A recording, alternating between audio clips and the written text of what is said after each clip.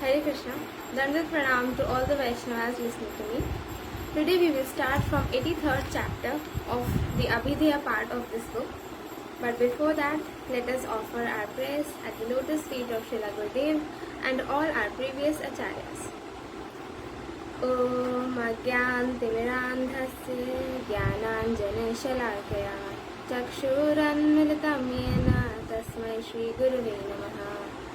हे कृष्णा करुणा सिंधु दीनबंधु जगत्पते गोपेशा गोपिका कांता श्री राधा कांत नमोस्तुते तद्कांचन गौरांगी राधे वृंदावनेश्वरी वृषभानुसुते देवी प्रणमामि हरिप्रिये जय श्री कृष्ण चैतन्य प्रभु नित्यानंद श्री अद्वैत गदाधर शिवासादि गौर भक्तवृंदा वांछा कल्पतरुभ्यश्च कृपा सिन्धुभ्येव च पतितानां पावनेभ्यो वैष्णवेभ्यो नमो नमः। हरे Krishna Krishna Krishna Hare Hare Hare Ram Ram Ram Hare Hare. So let us begin this session from 83rd chapter, which is called, or the topic of this chapter is the rights of the living entities. First question is, what is the root of a devotee's qualification? Answer is, the mercy of Krishna and his devotees is the agent for purifying the senses. Out of compassion, the sadhus give this mercy to the devotees by their association. Proper qualification cannot be attained by following the paths of jnana, karma and yoga. Only by the strength of devotional faith and association with devotees is material illusion conquered. Second question. When does a living entity become qualified to see the abode of the Lord? Answer is, the moment the senses are released from the network of material illusion, the eyes will see the splendor of spiritual Dhamma. Third question. Are material senses eligible for serving the abode of the Lord? Answer is, by attaining proper qualification, the senses of the living entities can taste the spiritual nectar of these Dhammas. Those with unqualified material senses repeatedly deride these places as insignificant matter and cannot taste that sweet nectar. Fourth question. Is it proper to glorify the transcendental pastimes of the Lord without considering the qualification of the audience? Answer is, the unfortunate people do not understand the essential meaning of Rasa Leela, just as a pig does not understand the importance of a garland of pearls. Desiring welfare for the unqualified persons, I have thus completed my glorification of the Lord, considering that the time was appropriate. Fifth question. Who is qualified to attain the Lord's mercy? Answer is, the advancement made through material education and intelligence is not spiritual advancement. The spiritual advancement is achieved simply by progressive pure mood. Even a most foolish person can attain ample mercy of the Supreme Lord, and a most learned scholar, on account of his godlessness, can become animalistic and unqualified to attain the Lord's mercy. Therefore, in the attainment of the Lord's mercy, education, wealth, strength, beauty and expertise in material activities do not play any role. On one hand, greatly learned scholars and powerful people are gradually running towards hell because of their pride, and on other hand, most foolish and weak people are attaining great peace of mind by engaging in devotional service to the Supreme Lord. Sixth question. Are the characteristics of the devotees fit for non-devotee discussions? Answer is, for those who have no devotion, to discuss the characteristics of devotees like Sri Haridas Thakur is simply a mere mockery. Non-devotees' discussion of the devotees' characteristics is as useless as the reading by a blind man or hearing songs by a deaf man. Seventh question. Which Brahmins are qualified for which Vedas? Answer is, ordinary Brahmins are qualified for the Karma Kanda section of the Vedas, and the spiritual Brahmanas are qualified for the Vedas that deal with the absolute truth. Eighth question. Which path should a living entity follow until his spiritual propensities are awakened? Answer is, until a living entity's spiritual propensity is awakened, he has no alternative other than engaging in religiosity, economic development and sense gratification. Ninth question. In which ashrama do the ladies generally belong? Answer is, the ladies should not accept any ashrama other than the Grihastha ashrama, and in particular cases the Varnaprastha ashrama. If any extraordinarily powerful woman becomes successful by accepting the Brahmachari or Sannyasa ashramas with the help of her education, religiosity and ability, still it is not a prescription for ordinary women whose faith, body and intelligence are shaky, soft and immature. 10th question. What arrangements are safe regarding the male and female practitioners' place of worship? Answer is, male and female embodied souls should always live separately. Women's place of worship should be separate and men's place of worship should be separate. Otherwise, if they are together, mundane distaste based on material male and female relationships will gradually overcome those who have entered into the science of rasa. Then, in order to save their character, they distort the meanings of the Shastras and end up in blaspheming the exalted Vaishnavas.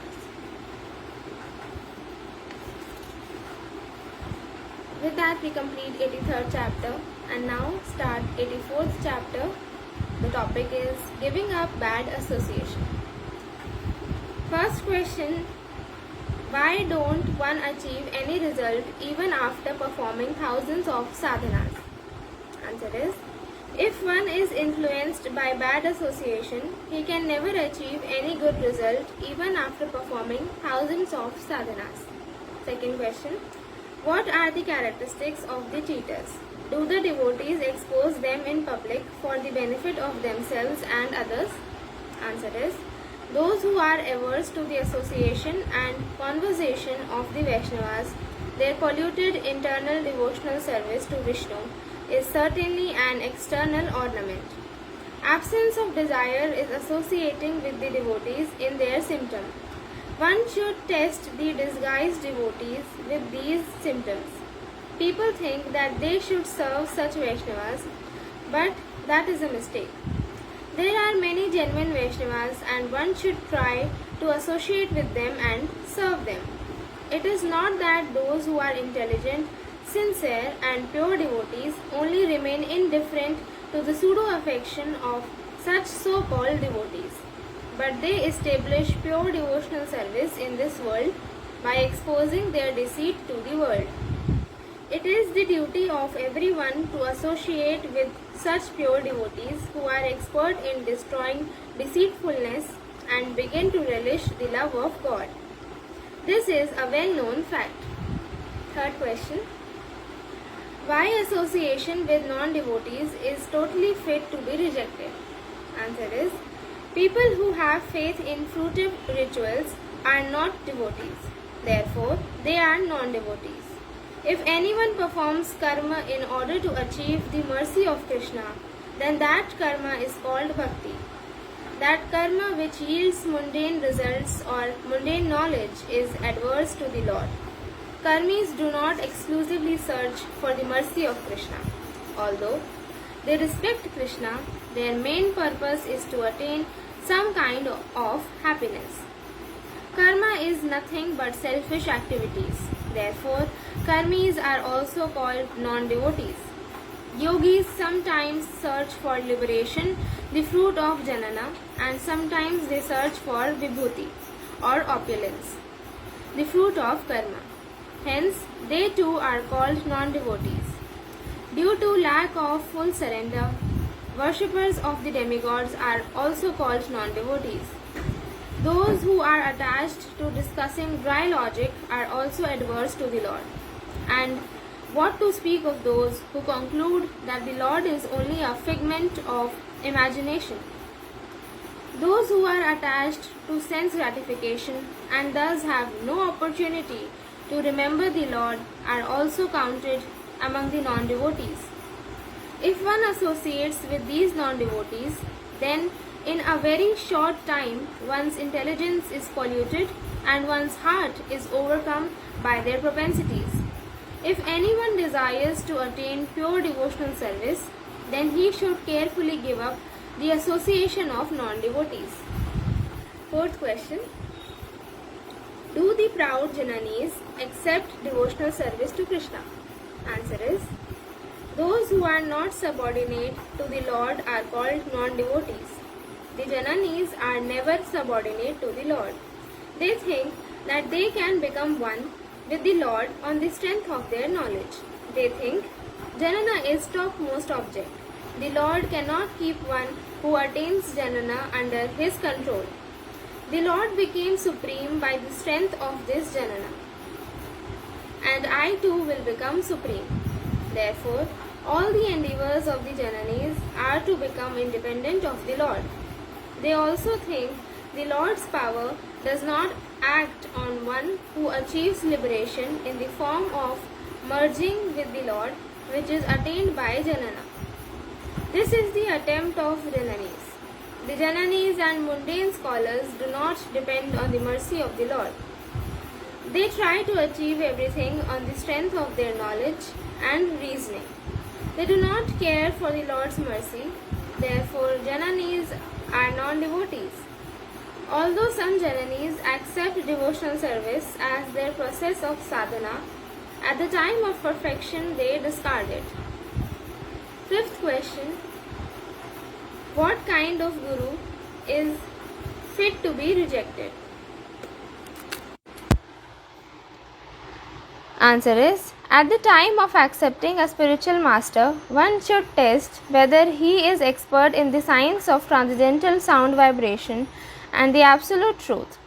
Such a spiritual master is certainly capable of imparting instructions about all spiritual topics.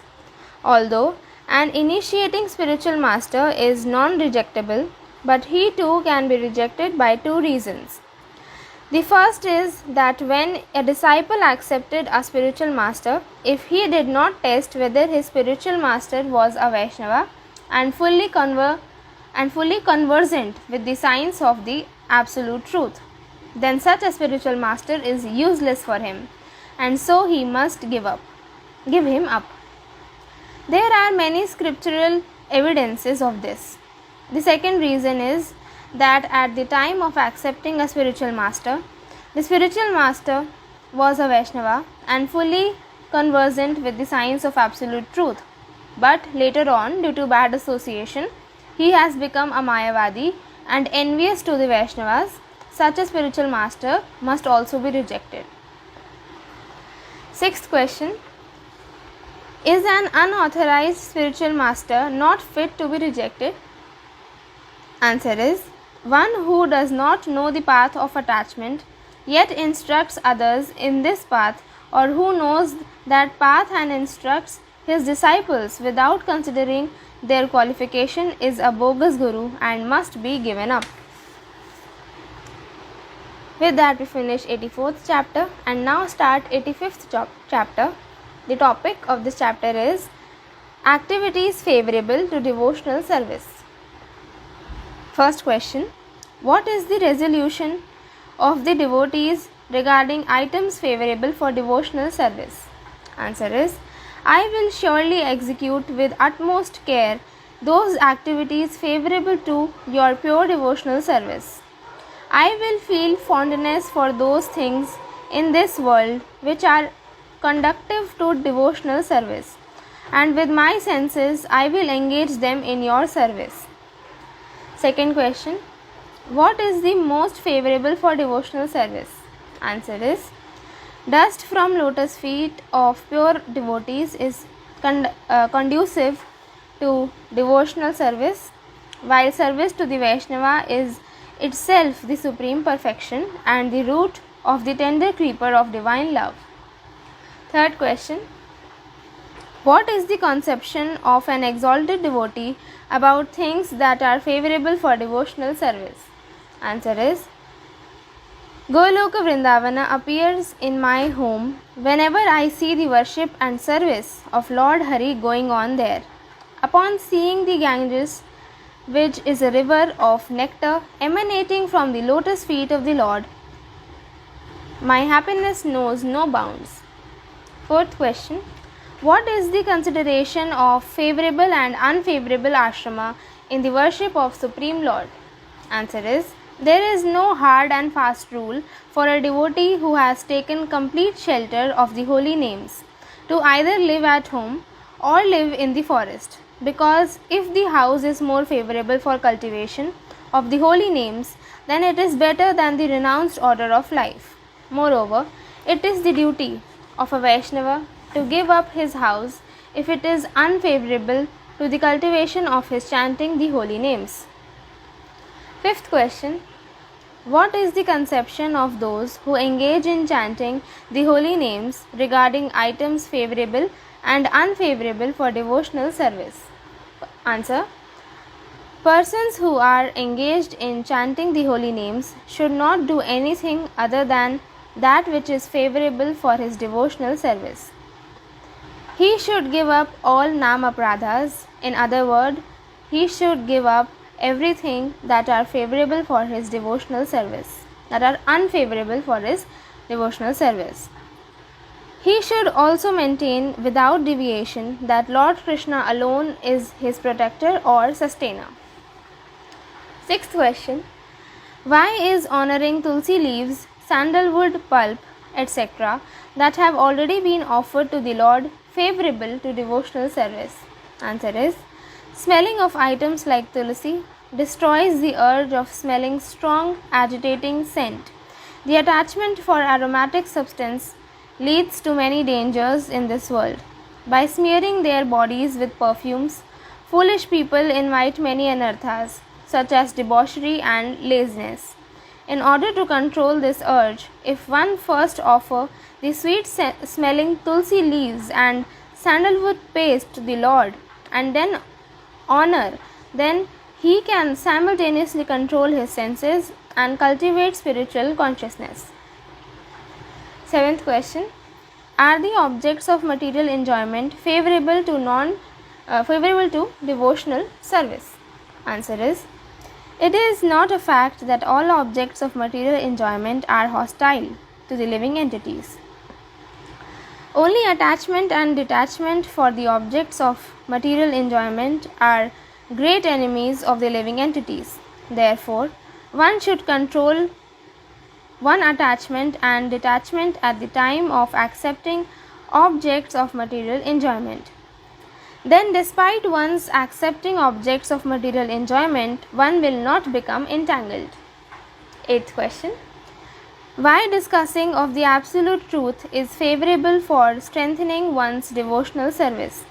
What is the definition of persons who are indifferent to discussing about the absolute truth?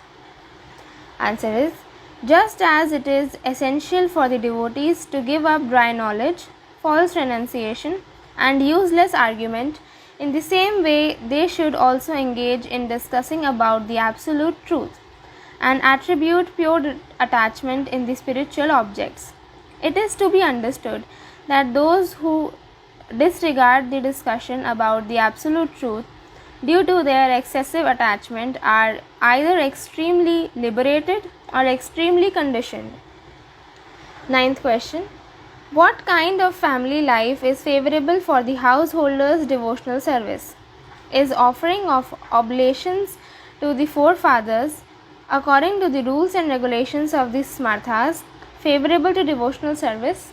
Answer is, when the Shraddha ceremony of the forefathers arrive, a householder devotee should first offer foodstuffs to Krishna and then offer that remnants to his forefathers, to the Brahmanas and to the Vaishnavas.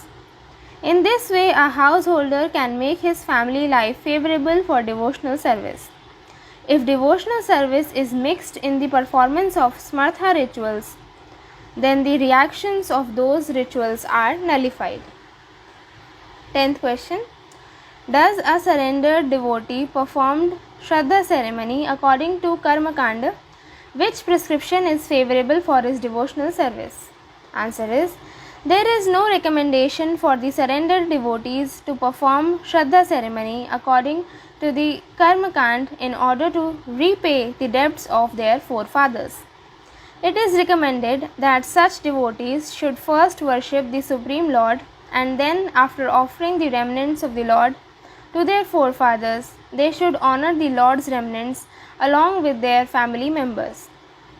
11th question. Is marrying a girl of another caste and giving up the principles of 4 Varnas favorable for a Vaishnava householder's devotional service? Answer is, if a Vaishnava householder is an Aryan, or if he follows the principle of 4 Varnas, then his marriage should be arranged with a girl from the same caste, because even though the principles of Varnashrama are temporary, they are nevertheless beneficial for him. It is not a fact that by rejecting the principles of 4 Varnas, one can become a Vaishnava. A Vaishnava should only do that which is favorable for his devotional service. 12th question. What is the proper profession for the renunciates and the householders? Answer is, for the renunciates, begging alms from door to door, and for the householders, professions that are approved by the rulers and regulations of their respective varnas and ashrama are the proper profession. 13th question. Is becoming a vegetarian favorable for devotional service to Hari? Why simply becoming vegetarian does not yield any result? Answer is, by eating foodstuffs that are in mode of goodness, one's existence becomes purified. The word existence means the body and the mind. Even if one's existence is purified, but his behavior is not in the mode of goodness, then his purified state of existence gradually degrades. By the word behavior, all other activities except eating are revered. Giving up the association of human, truthfulness, simplicity, non-violence, as well as controlling the mind and the senses are all included within the category of behavior.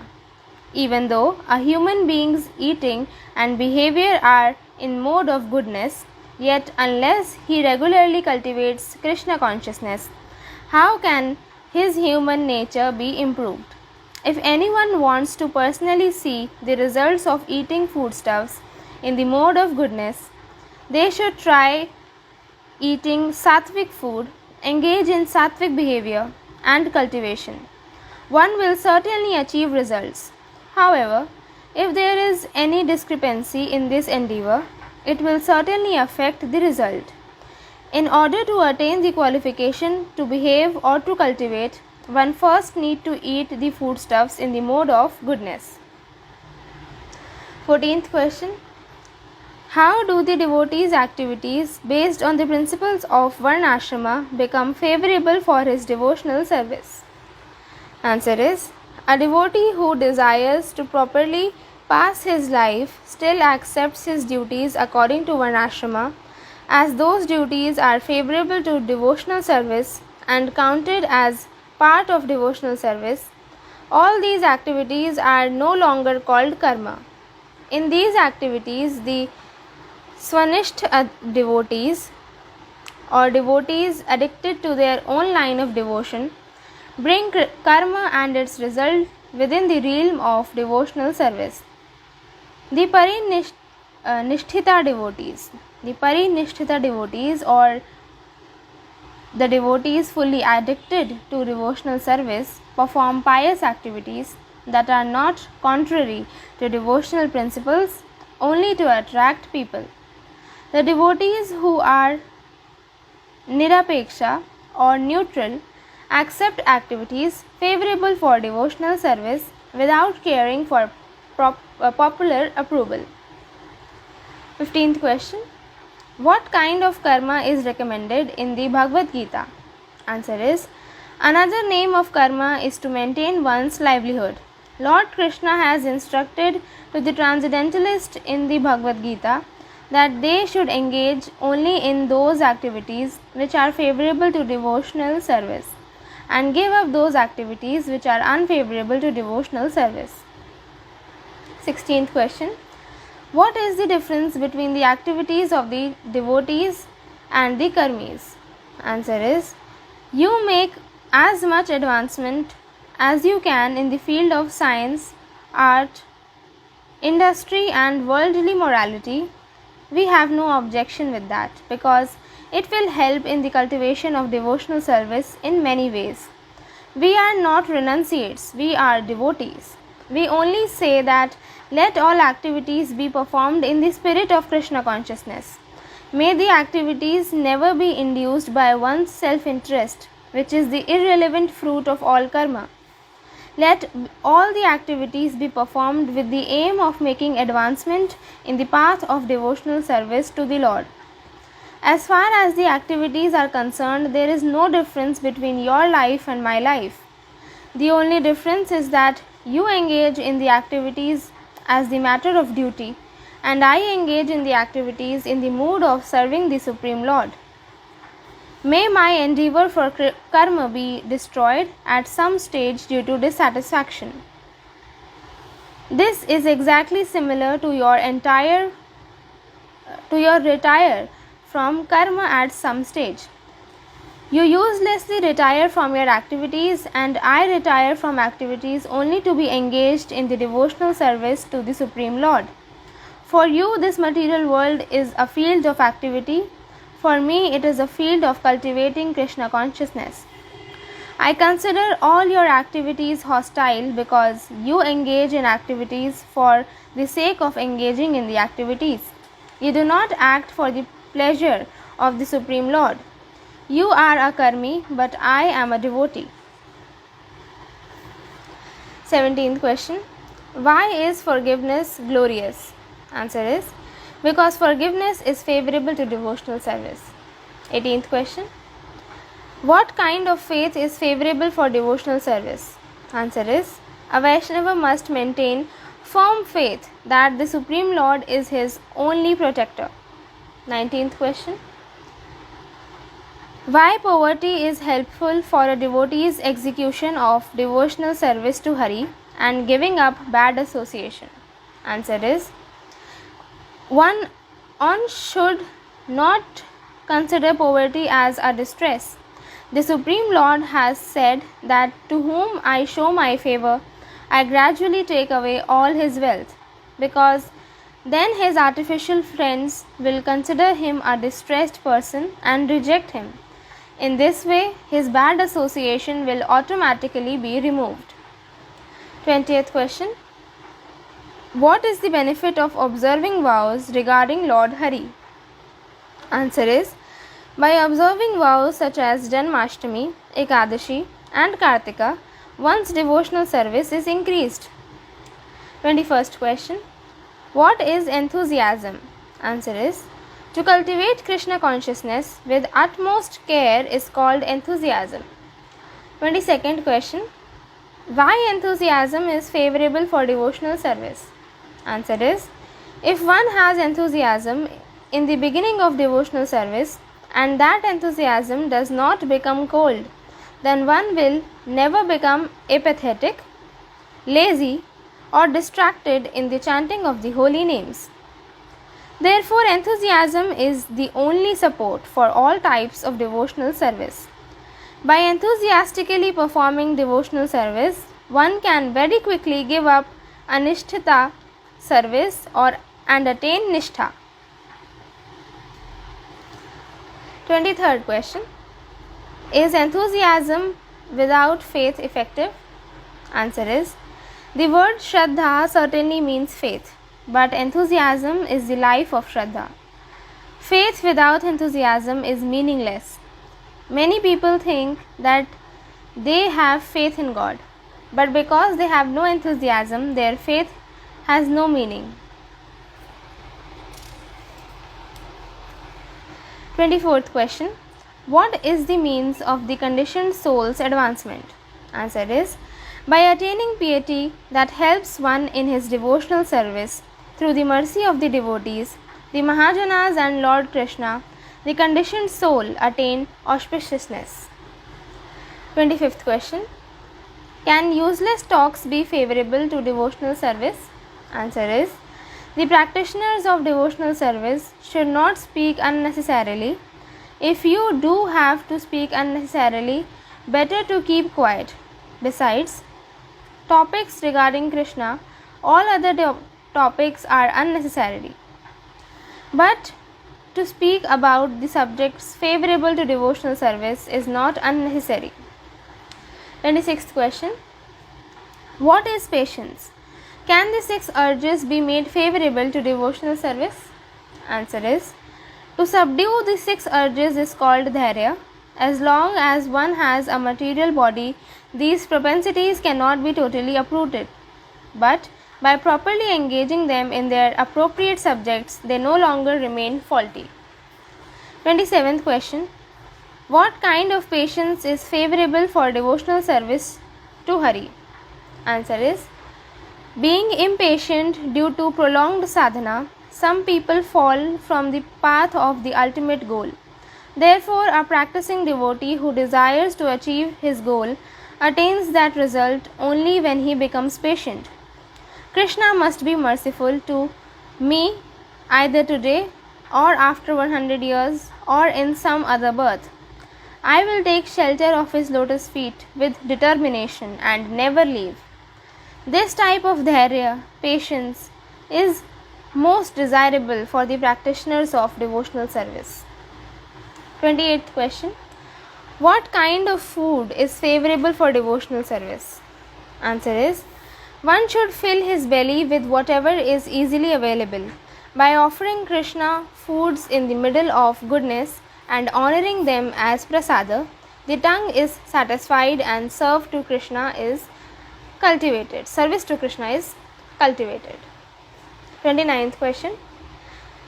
How can ordinary and spiritual dealings become favorable for devotional service? Answer is, it is certainly auspicious to dovetail all our ordinary and spiritual endeavors for the service of the Supreme Lord. 30th question. Why accepting sense gratification only as much as required to keep the body and soul together is favorable to devotional service? Answer is, at every stage of life, one should accept only as much wealth as needed for the practice of devotional service. By desiring more than needed, bhakti will disappear. If wealth is not accepted according to one's need, however, then the practice of devotional service will be hampered.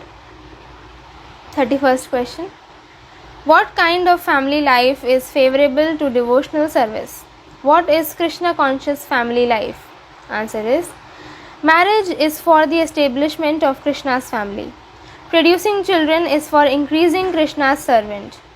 Offering obligations to the forefathers is for the satisfaction of Krishna's servants. Feasting is for the gratification of Krishna's living entities. All these activities should be dovetailed in the favorable service of Krishna. Then one will not fall into the grip of unfavorable fruitive activities. The body, house, and everything else belongs to Krishna. Thinking in this way, one should protect the body, the house, and the community. This is called Krishna's family. 32nd question. What is the necessity for observing Vaishnava vows and associating with devotees? Answer is, it is extremely necessary for them to associate with sadhus in order to give up attachment for prejudices. They must follow all vows meant for Vaishnavas in order to give up the attachment for material objects. One should not be negligent in these practices. One should follow these instructions with great care and respect. If one does not follow carefully, then cheating in the form of duplicity renders the whole endeavor useless.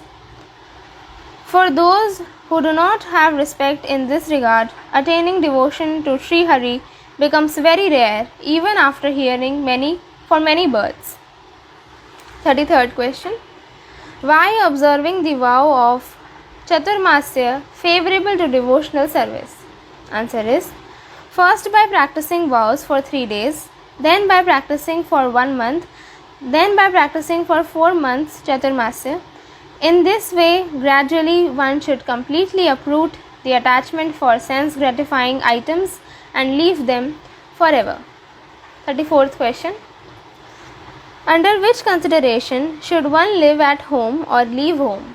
Answer is, if the home is favorable for a devotee's devotional service, then he should not leave. It is his duty to remain a grihastha with detachment. But when the home becomes unfavorable for his service, he then becomes eligible to leave home. At that time, the detachment he develops for his house through his devotional service is accepted. For this reason, Srivasa Pandita did not leave home. For this reason, Swarupa Damodara took sannyasa. All genuine devotees have remained either at home or in the forest due to this consideration. Whoever has left home due to this consideration is called a genuine renunciate. 35th question. How should a householder Vaishnava earn his livelihood? Answer is, according to his own occupation, a householder Vaishnava should earn wealth for the maintenance of his livelihood. He should not accumulate wealth through any unfair means. 36th question. What is proper occupation? Answer is, to know this, one should see the behavior of Sri Chaitanya Mahaprabhu's followers. 37th question. How does one's material bondage become exhausted? Answer is, if one accepts only those items which are favorable for his devotional service to Krishna, then he will automatically cultivate Krishna consciousness and his material bondage become exhausted. 38th question. How can one engage his eyes in spiritual cultivation? Answer is, if one wants to make his eyes favorable to devotional service, then he must see the deities of the Supreme Lord, see the Vaishnavas, see the beauty of those places where the Supreme Lord has performed his pastimes, and see the dioramas that depict the Lord's pastimes. The main point is that one should see the Lord's relationship in the object of one's vision. 39th question.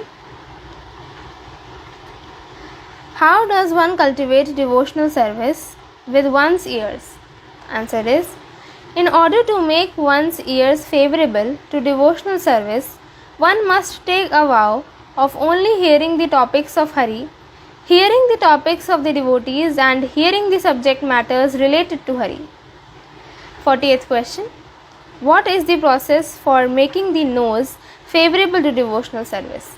Answer is, to make one's nose favorable to devotional service, one must take a vow of only smelling tulsi leaves, flowers, sandalwood pulp, and other fragrant objects that have already been offered to Krishna. All objects of one's smell should be connected with Krishna. 41st question.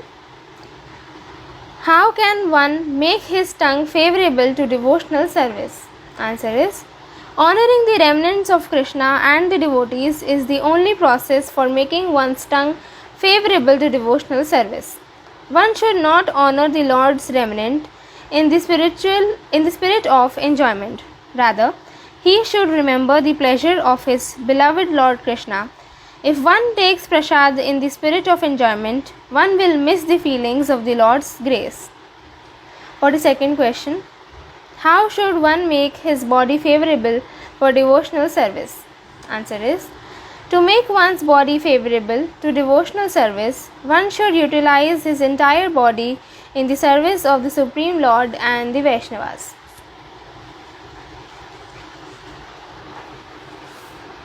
With that, we conclude today's session. We'll continue hereafter in the next session.